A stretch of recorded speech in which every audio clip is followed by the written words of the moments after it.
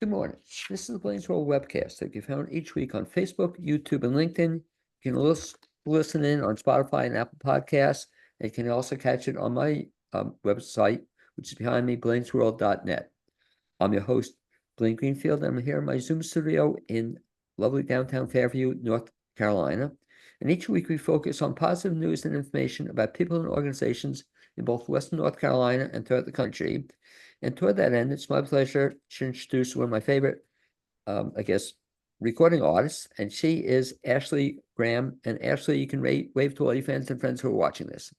Hi. Okay, that is Ashleigh Graham, and I should mention that Ashleigh was born in North Carolina and raised in a musical family. She played festivals as a youth and enjoyed learning more about music. She's a mother of four and a successful career woman. She started writing and playing again during COVID and signed with Pine Castle Records. And so the first question I ask you, Ashleigh, even though I asked you many years ago on another show, was in terms of beginning singing and playing other instruments and stuff. When did you start doing music? How old were you? I was about 9 years old at the time. My dad played fiddle in a bluegrass band, and all my family were musical. Everybody in my family played an instrument. My sister Connie played the piano. My dad, of course, played the fiddle. My mom played the piano. My brother Jamie played the bass, and my two older brothers also played guitar and trumpet. So I didn't really have a way out of not playing music as a kid because there was music instruments all around the house. Now, So as my did you? dad was playing, Yeah, I'm saying so. While everybody's playing, what instrument were you playing? so I picked up the mandolin and gave it a try. We had a little instruction manual that came with a 45 back then that you could put on your turntable. So I learned to play my first song on the mandolin by listening to that little record and looking at that manual. Um, my brother went to school with Alan Bobby. If any of you out there are very familiar with bluegrass music, you're going to know who Alan Bobby is. He was my mandolin teacher for many years. So from about, I guess, 9 to age 12, I took mandolin lessons. Played in some family bands. Also played in some bands with other kids my age at bluegrass fiddlers conventions mostly, or some of those little corner flea markets that you see along the road up towards Cana, Virginia. We played up there quite a bit too. Do you, So s- that do was you, my start as a kid. do you still have the mandolin? Um, do I still have that mandolin? Yeah. That was an A style mandolin. I believe my dad still has that at his house. I don't have that one. I wanted a fancier one, so I got an F style mandolin. It's a little bit fancier. It has the little scroll on the top, which is the one that I play now. I've had it since I was probably about 14. Now, aside from the mandolin, do you play any instruments? I play the guitar. I can play a little bit on the piano. I can play the upright bass. I know one song on the banjo. That's about it. But mandolin is my main instrument. Okay, so you're playing then as a kid, starting at age 9, and you continue playing, or talk about the process as a musician and as an artist. So I did play in some family bands. I played in other bands with kids my age. Once I got to be about 15, me and my mom decided it was time for me to record my own bluegrass album. So we caught up with some players out from western part of North Carolina, Perry Woody, the late Perry Woody, Mike Street, and Jason Burleson. For those of you out there in the bluegrass world that know Jason, he was on my first album. He played the guitar then. So once I got that recording done, then we went on the road quite a bit throughout southeastern United States. We did some festivals down in Georgia and Texarkana. We did a lot of things, I guess, some competitions out in Nashville. We did the big SPGMA competition out there. I had an audition with the New Coon Creek Girls. So if any of you out there remember those girls, I did go at about age 17 and audition with them out in Nashville. I was auditioning alongside Deanie Richardson, who went on to eventually get that job with the New Coon Creek Girls, and she's played with um, Patty Loveless and a bunch of others. So she was one of those teenage phenomenons that's still around today. Um, Once that kind of ran its course with that band, I was about 17 and that band eventually broke up. Then that's when I started getting into some of the beauty pageants and the musical theater area, and learned a lot of lessons through that process as well. You remember your first gig you ever got paid for? Oh, wow. So my first gig that I ever got paid for, I was playing in a band with my dad, and we were at one of like the back end of a gas station, I think is what it was. But they would have, special guests come in on Friday nights, and we would play probably a couple of hours for people just driving by getting gas. So, but we got paid for it, and I believe $50 was what I made that night. And for a kid that was, 12 years old, that was a gold mine. So, But I'm a little disappointed because I'm looking behind you. I don't see that framed, in a frame in your first, $50 bill oh or check. no, It's that burnt a hole in my pocket. It's been long gone. okay. That's pretty cool. So as a kid, you got paid then, and so you're playing then throughout the years.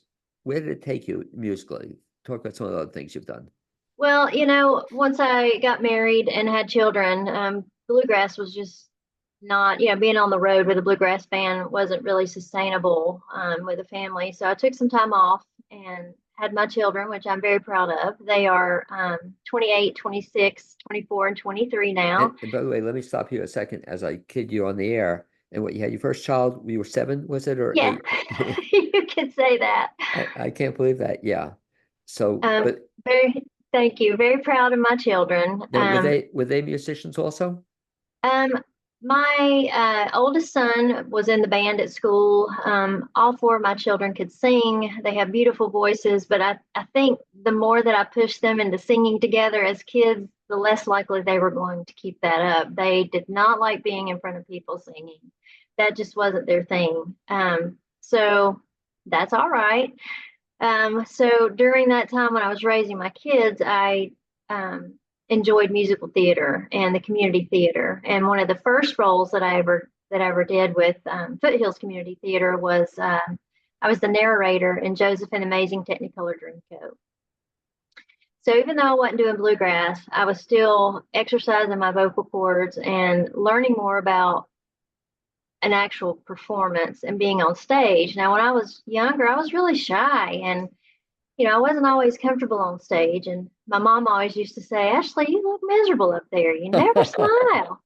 So I took that opportunity with musical theater to develop that personality, even though for a couple hours or 2.5 hours I was actually playing someone else. I was able to learn how to perform and be a character on stage, because that's really what we're doing now as playing bluegrass on stage. Is you're doing a performance, you're putting on a show for someone. So it's really okay to be yourself and to be a bigger personality to entertain your audience. And that's the biggest lesson I learned from musical theater. Because I think when I first met you, I heard about that, but I never had the chance to see you in musical theater. Did you do other stuff in musical theater as well? I don't do as much anymore No, since I moved but to. did you though beforehand? You did musical theater, a bunch of I things. did. I was Judy in 9 to 5. Okay. I was Glinda in The Wizard of Oz at Asheville Community Theater. Um, so, I did a few of those productions. I did also at that time audition for America's Got Talent. So that was a pretty big stage that I was on.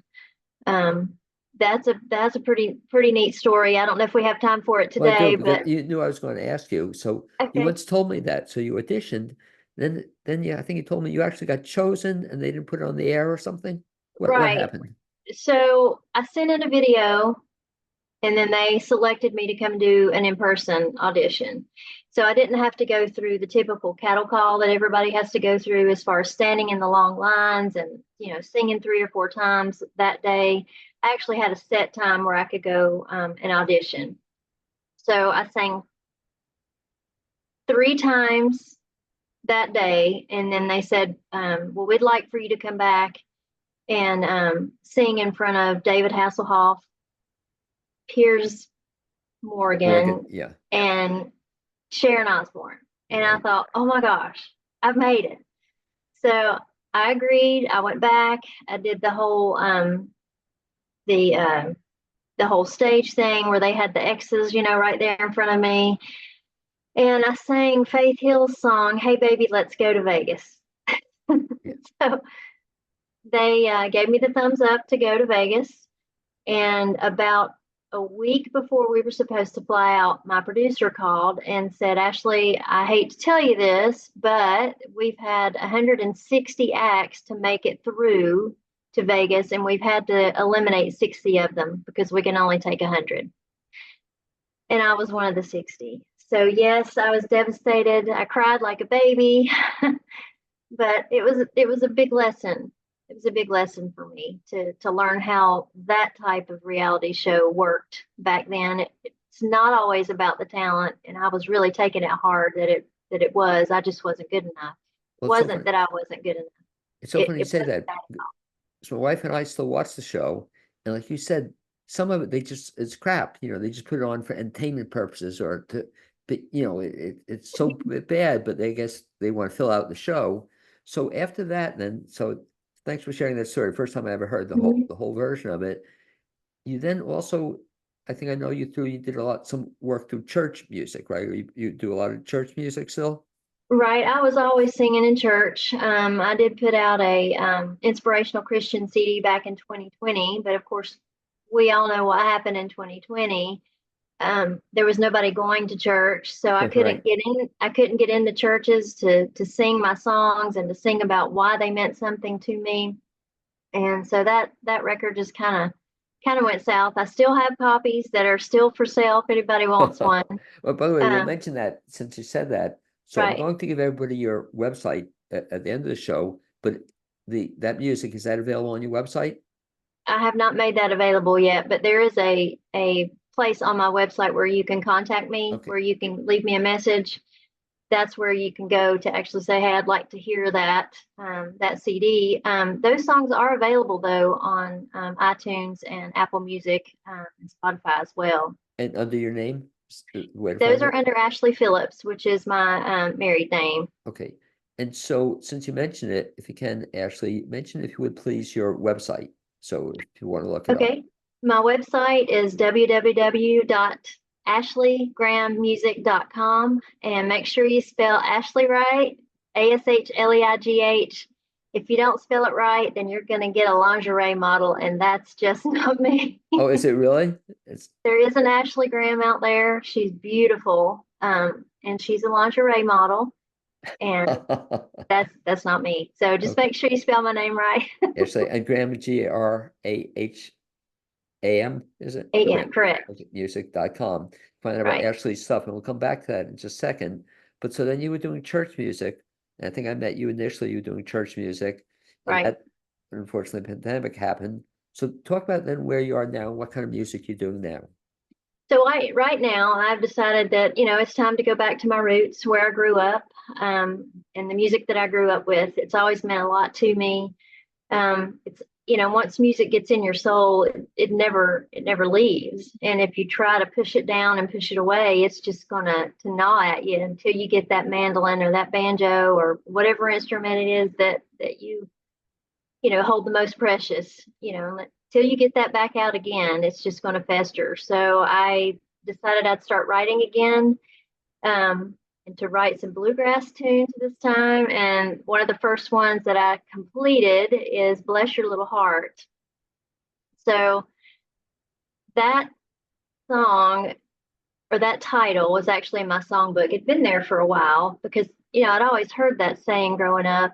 My mom said it, a lot of older folks would say it. And when I was a kid, I thought, oh, that's nice. But it wasn't until I was an adult that I actually understood what that meant in the majority of the times that it was being used.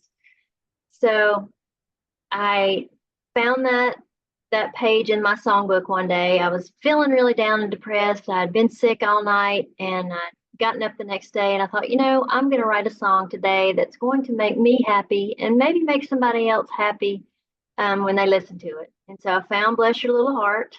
I did some research about, some of the old Southern sayings that Grandma always used to say, and was able to put that in a song form to where some of those sayings are all aligned in one verse where they all kind of go together. And of course, trying to make everything rhyme with heart was, another trial that I had to go through. But I feel like when you hear it, when your listeners hear it, that they're just going to say, "Yep, she nailed it on those. Those are exactly what I used to hear when I was growing up." So, And by the way, what I'll do, I'll put it in the information when we post the show, how to find this song. And we were having some technical difficulties, so we're not going to play it tonight, but it's available through Ashleigh's website, and I'll give that information. It's very easy to get to. Listen to Bless Your Little Heart. And like what you said, it's a fun song, so I lived through my book, and you finally finished it. Now it's yours to hear. Lovely way of expressing it. Talk, Ashleigh, if you would, too, about your writing of songs. So how many songs have you written? oh, About. I've got a lot of them that are not completed, that are halfway done. I don't know that I could put a number. I don't know that I could put a number on it. I've got a songbook full. I've always been one to write poems, and before I actually believed that I could write a song, I would write poems. So I've got books full of poems that I've written. Some happy, some sad, some that deal with emotions that you feel like if I could just write about them, then I could deal with them a little bit better. So I don't have a number for you. Well, is this Um, something you do every day? Do you write or get up in the morning and write? Or how do you do that? well, it just depends. There are times where I'll dream about a song or I'll dream about a song title and I'll have to get up and write it down. My process, though, is I like to get an idea first, or what would be a good song title, and I'll write it down, and then I'll sit on it a few days, and then when I get to that point of where I'm ready to write it, I will work on it until it's done, and at least in the lyrics portion, and then I'll start working on a melody a little bit later on. And then once that gets done, then I'll run it by my husband Michael, and I always get his feedback. And the thing that I hate to hear the most is it's getting there. Oh, really? So Okay. if he says it's getting there, then I know I've got some work to do. Does he ever Uh, say, which is probably exciting, does he ever say it's there? yes, The first time you heard it, and then they say you finally got it? not the first time. No, never is it 100% the first time. And I don't know that I want him. I don't want it to be 100% the first time, because then there's no room for growth. You can always work on a song and change a chord in the chorus somewhere down the road, and it be better, or change a lyric, or think about it for a few weeks and then say, "Oh, that's the lyric I really wanted to put in that song." Does that happen even like I'm looking at your latest song, Bless Your Little Heart?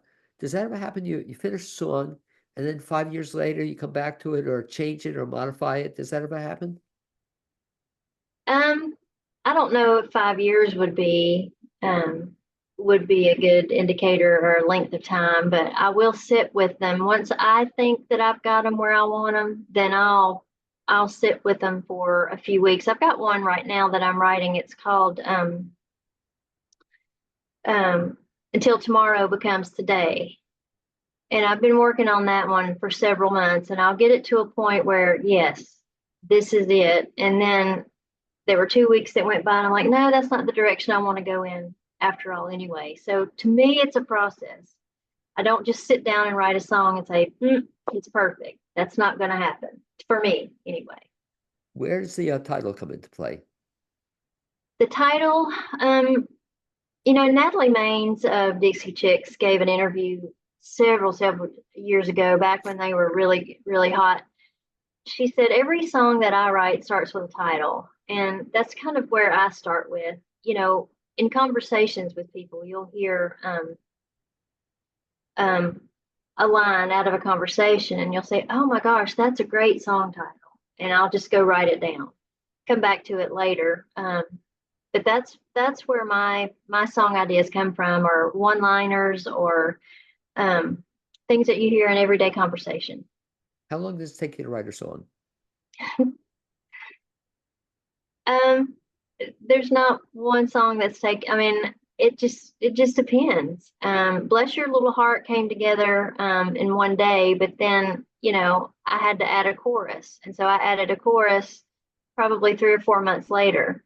And then 3 or 4 months after that, I actually had the melody and I had it exactly where I wanted it. Then the day you go into the studio to record it, then it may morph a little bit there too. So to me, a song is never finished until you actually get it recorded.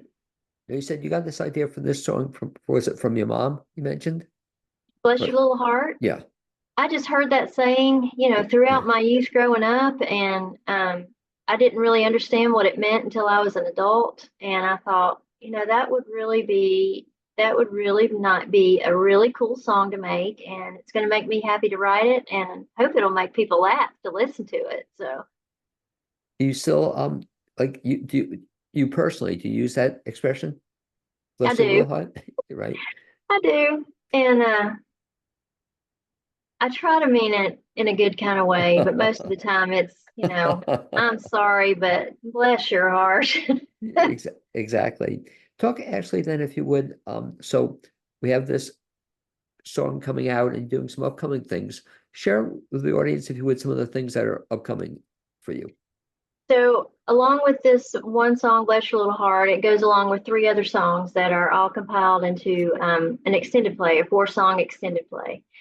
And once I had signed with Pine Castle, we decided to release one of those, maybe once a quarter or every couple months. But we're also looking towards putting those songs on a full album, which I do have originals ready to go for that. So we're halfway through with that CD project that's going to be coming out later next year. I am in the process of putting my band together to start going out and doing some shows here locally in Knoxville, Tennessee. I've got a showcase that's coming up in Raleigh, North Carolina in September. It's at the International Bluegrass Music Association conference that they have down there, September 25th through the 29th.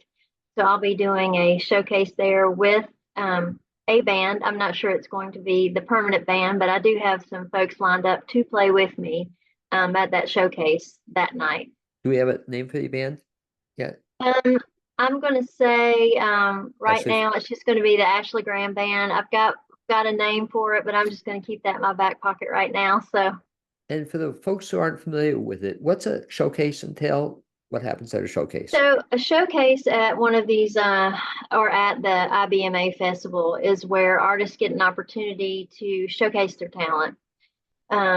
They're likely to be lesser known artists who are just trying to get their foot in the door. They're actually trying to get out there in front of festival promoters, other DJs, radio stations, record labels. A lot of these folks that are playing in these showcases aren't represented by a record label. So my goal in this is to get in front of the festival promoters and the talent buyers that are going to be at that convention, and hopefully get on some of their show schedules for 2025 and 2026. Okay, well, we certainly wish you a lot of luck with it, but Thank you. I will tell folks, and we'll go back to the website second here, that you have to listen to Ashleigh's singing. It's just, I just love your voice, Ashleigh. And so Thank you, Blaine. if I go to the website, I'm just looking, we see, I'll just explain it. So it's AshleighGrahamMusic.com. It's again, spell it Ashleigh, ASHleigh. It's like Raleigh, but just ASH in the beginning. Yeah. AshleighGrahamMusic.com. And you go there, you can listen to this single, and we'll encourage people to do it. I'll put in notes as well. Bless Your Little Heart now. And then I'm trying to look, is there any other music on the website? There's not any other music right now on that website because that's the only song right now that I've released with Pine Castle Records. Okay. But here, hopefully I'll be on it in the future. If you put on this show, I see you have some other webcasts or podcasts on that as well. So live on Bluegrass, you can hear some of Ashleigh's other interviews. Are you, is there any singing on those? Or you're just talking like you're talking with me on those other webcasts? I'm sorry, I'm sorry, you have an interview with Brett Smeltzer and another one, David Pugh. and people can listen to those interviews. Is it just interviews or is there any music on those? Well, there will be music on David Pugh's Oh, I and see. Those are upcoming. Gotcha. right, and Brett did play music while I was on, so Okay. but Anyway, that one is passed. okay, so you can check out that as well as Ashleigh Graham's website. And I want to thank you for being my guest on this special edition of the Blaine's World webcast. Always a pleasure, Ashleigh. Thanks, And Blaine. hopefully we'll look forward to hearing good things as always about you. And thank you for being my guest. Also, my producer, Cappy Tassetti. And I'll speak to you soon, Ashleigh. Be well. Thanks, Blaine.